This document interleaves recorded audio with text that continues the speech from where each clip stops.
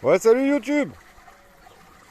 Bon, on m'a demandé un petit peu comment je fonctionnais au niveau de la filtration. Je sais que ça va pas en intéresser beaucoup. En plus, on va parler un petit peu technique, donc voilà. Parce que des fois, les choses paraissent simples, mais en fait, c'est des usines à gaz.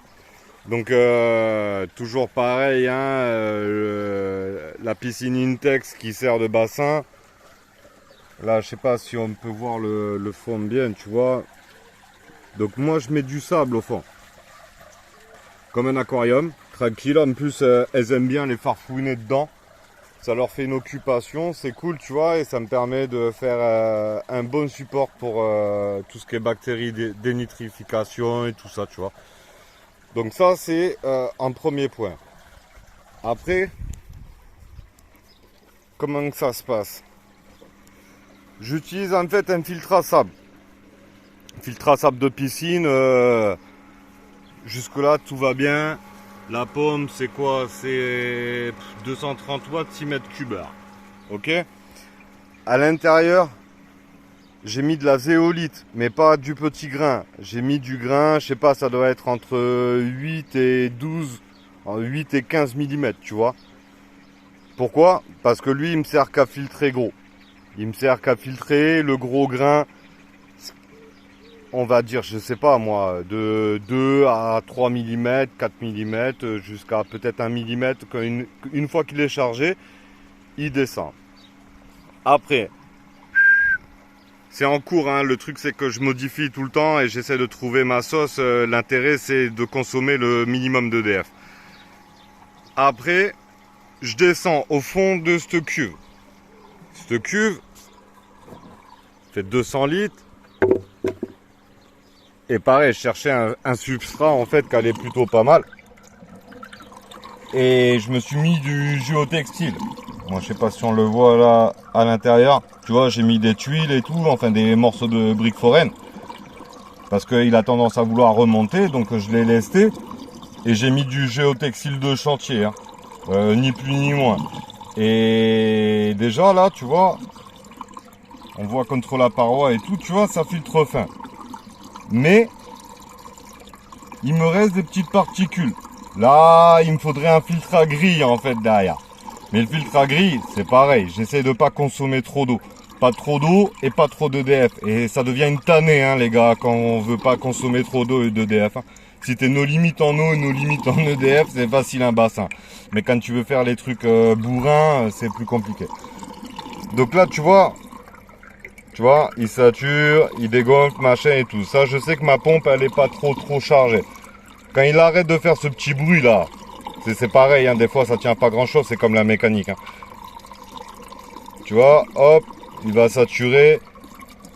Là, elle est demi-chargée, on va dire. Donc j'ai mon filtre à sable, il n'est pas encore plein, je peux encore tirer.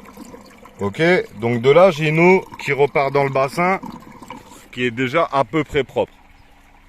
Mais il me restait pas mal. Donc ça, c'est mes vidanges. Quand je vidange, je récupère toute la merde en fait du bassin et tout ça, je la récupère là-dedans et après ça part dans les plants de tomates. Là, il n'y a que du bon, l'eau elle n'est pas chlorée et tout ça, bon bref, joker. Ensuite, j'ai une pompe d'à peu près 1000 mètres, 1000 litres heure. Tu vois, franchement, c'est quoi une Matic Jet de 15 watts, 14 watts elle doit faire, tu vois. Qui me renvoie en fait via une tube percée sur la berge. Comme tu peux voir, la berge, en fait, elle est un petit peu plus haute en tête qu'au milieu. Ça, c'est du feutre géotextile, tu sais, c'est le feutre qu'on sert des fois dans les déménagements ou pour faire de la protection de chantier ou des trucs comme ça. En fait, ça a un bon pouvoir capillaire, tu vois. Donc là, c'est humide alors que ça coule vachement plus bas. Donc ça, c'est le premier intérêt.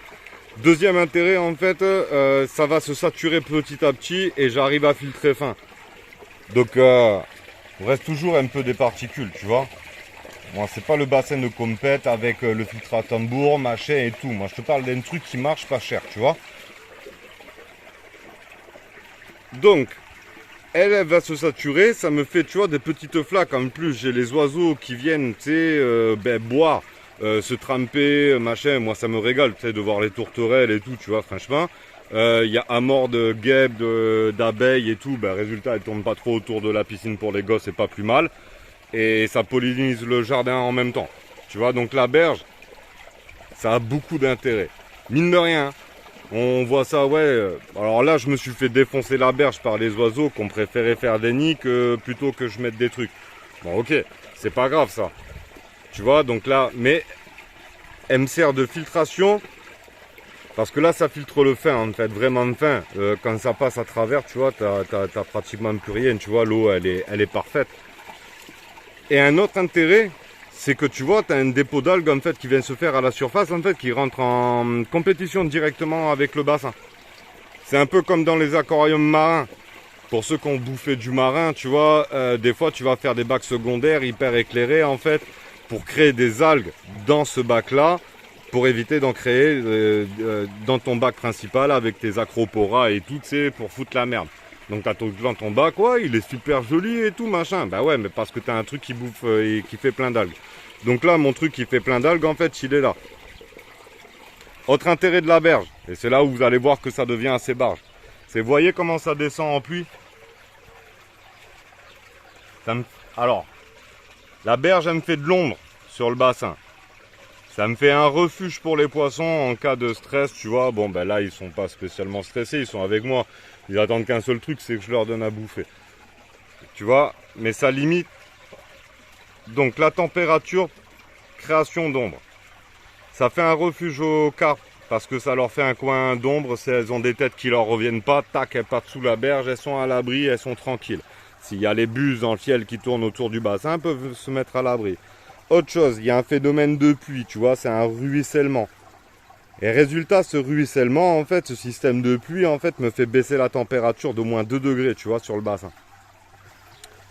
Donc le bassin, même en plein soleil, en fait, tu vois, il a tendance à pas monter. Bah là, il doit être quand même... Aujourd'hui, il a baissé un peu, mais hier, il faisait 40, 41 en plein soleil tout le temps. Il doit être à 28. Ça me régule la température, en fait, la berge en même temps. La berge, en fait, c'est un système de ouf, hein. Il n'y a personne qui le fait, hein. Je sais, je suis le seul. Hein. Mais c'est un nombre d'intérêts qui est plus que conséquent. D'accord? Donc ça permet de la filtration fine, ça permet prolifération des algues, de faire de l'ombre sur le bassin, de baisser la température par ruissellement et système de pluie. Watcha quoi. Et en plus tu peux mettre des trucs, tu vois, style des iris, des machins et tout, tu sais, qui viennent aménager un petit peu ton bassin. D'accord? Donc je récapépète. Filtre à sable, c'est pour les gros déchets. D'accord? Le baril, c'est pour les déchets un petit peu plus fins, jusqu'à, je sais pas moi, 30 microns. De là, il y a deux solutions en fait. Soit je viendrai mettre, tu vois, en sortie de tube là, pas. Je viens mettre un filtre à grille. Et du coup, je filtre avec une grille et j'aurai peut-être un résultat encore meilleur. Là, je sais que où je bosse en usine, à un moment donné, ils vont changer leur filtre à grille. Donc peut-être je vais faire main basse plutôt qu'ils partent à la benne. Tu vois, peut-être je vais voir ce qui est possible de faire. Mais bon, on va dire prochaine étape, en fait, ça serait ça. Mais bon, j'ai un résultat qui est probant déjà. Hein. Oh les gars, je viens de sortir d'une semaine à 40. Hein. Donc je vois le fond du bassin, quoi. Tu vois,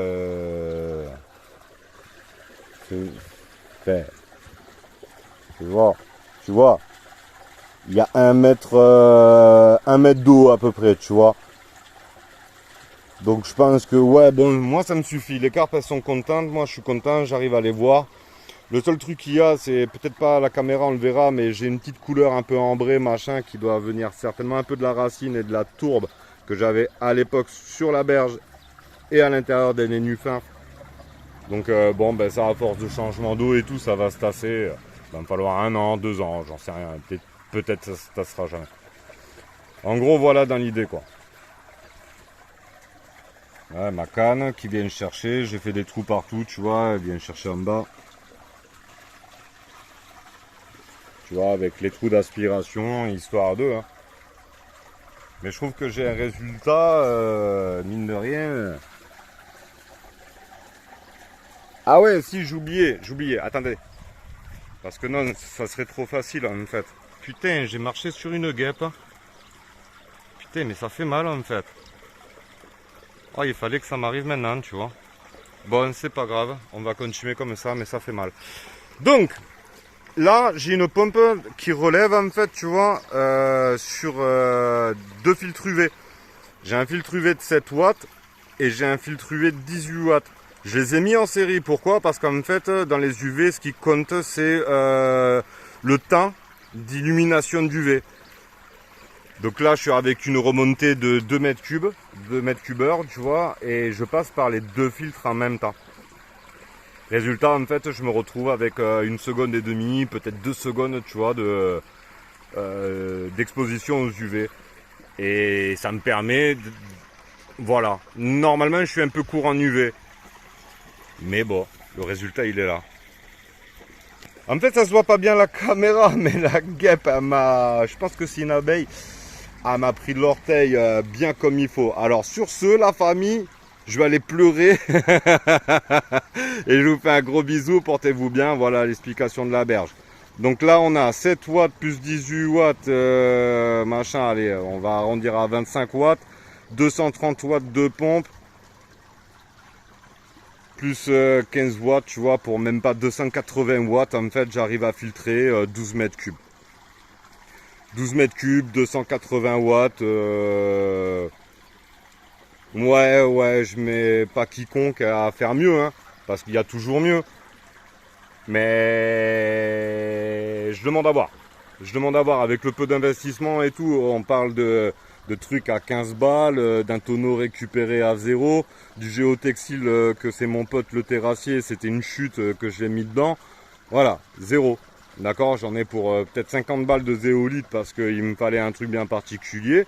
Histoire que ça marche, j'ai fait des essais avec du sable, avec du gros grain et tout, ça n'a pas marché, j'ai trouvé ça et ça fonctionne.